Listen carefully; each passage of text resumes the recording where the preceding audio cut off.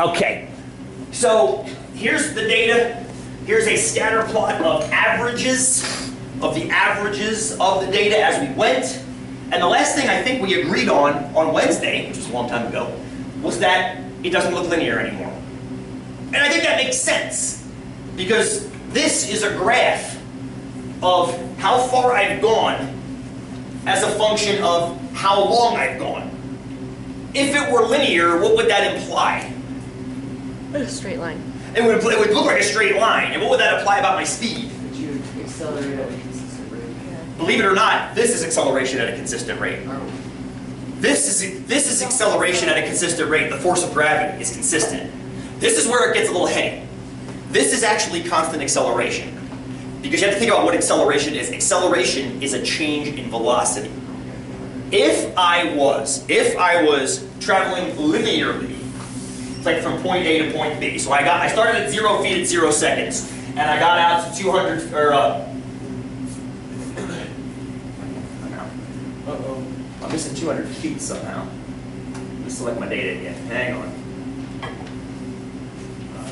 Average times. Why is it only going out to? Oh wait, I'm cutting off part of that. Hang on 1 second. Let's go out to, how many seconds was it? 12. Let's go up to 13. There it is. Missed the last data point. Did you guys notice that? I was missing 200 feet out there.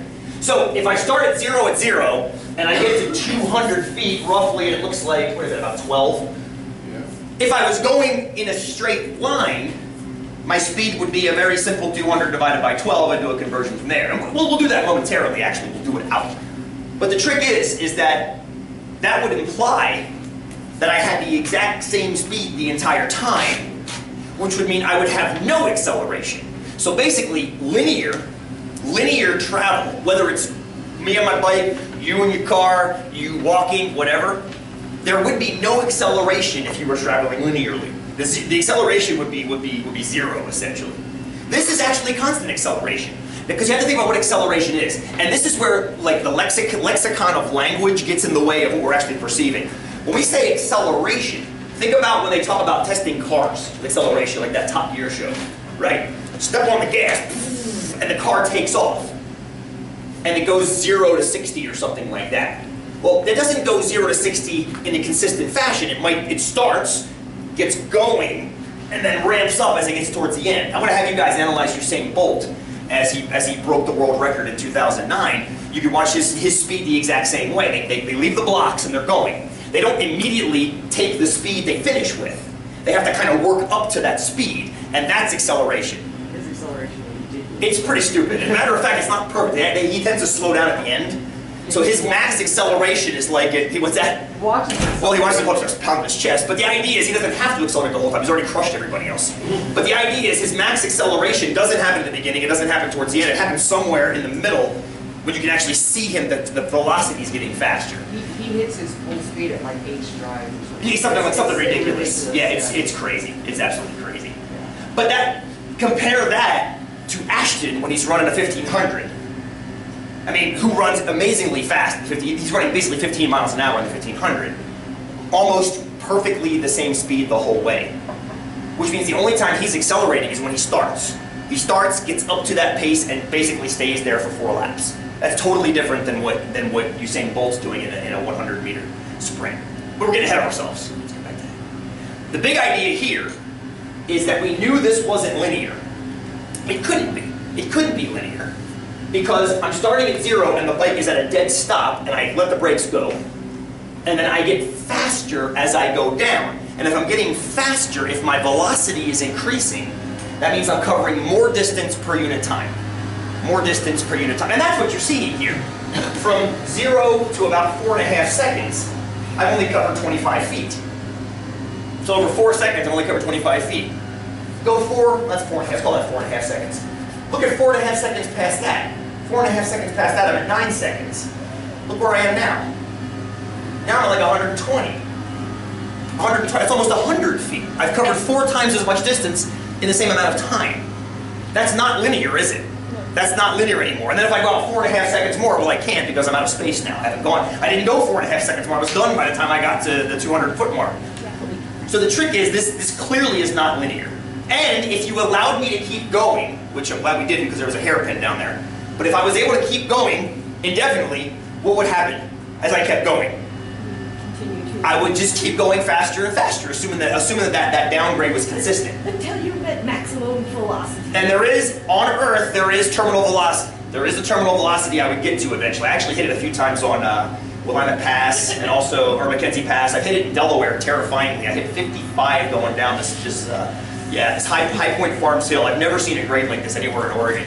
I just tucked in and ducked in, and I looked down at the speedometer on my bike at the time, and I watched it go to 40. I'm like, sweet. And I kind of looked down and looked back up again, and I was in the praying mantis pose, which is where your legs are tucked in and you're really, really far down on your bike, and you're nowhere near the brakes.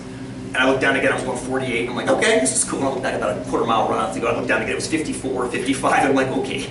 And I sat up, and just the act of sitting up, the air hitting my body slowed me down to like 45, and then I slowly moved my hands over. And then I was in the run out, and I kind of braked, and I got off the bike and kind of had knocking knees, and I'm like, never do that again. But there is a terminal velocity. I couldn't go much faster than that because friction would slow me down, wind resistance would slow me down, all kinds of things. You know this is true because there's a bike competition called the Hour. I think it's called the Hour Comp, where a rider on a velodrome is given 1 hour to go as far as they can, and it's a record that keeps trying to be broken over and over and over. Right now, I think Chris Boardman from England has broken it. The idea is you get an hour, cover as much distance as you can in an hour. I think the record's like 35 miles. What you think about that? He's pedaling 35 miles an hour on a velodrome. So, but An hour. In an hour, right? In an hour, the hour record. But it's not infinite. Because there are limits, right? There are limits. Even though he's pedaling, there are limits to what his legs can do. But even if I was going down a hill, I'm not going to keep going faster and faster and faster and faster. There's going to be a limit to friction and air resistance and all those things. But we're not going to extrapolate like that for me. That's an extrapolation, right? If I took this model out, it would keep going just like it's doing. I mean, literally, if we took away all those restraints like friction and air resistance, I don't want to take those away. I want to leave those in because I want to actually talk about the reality of where I'm going. And what I want to know today, by the end of the day, is how fast I was going right there when we passed the 200-meter mark. I'm curious. Okay, you guys still have your estimates? I asked you guys to write down a quick estimate on Wednesday. Just keep them handy. Keep them handy. We'll come back to them. All right. First thing first. We need to get some data, and I want you to be able to get this curve into your TI. Okay? Because I want us to get this model because I want to start playing with this model. So first things first. Let's decide what data we're going to use. I think we'll use the averages. The averages seem to work just fine. So here's what I want us to do. Put your averages, those averages right there, in L1, and put these distances into L2. We're going to have distance as a function of time. So let's get those into our TI, and then get a scatter plot of them. If you need your little booklet, by all means take it out because that's helpful. The booklet is super helpful. I'm going to turn this off.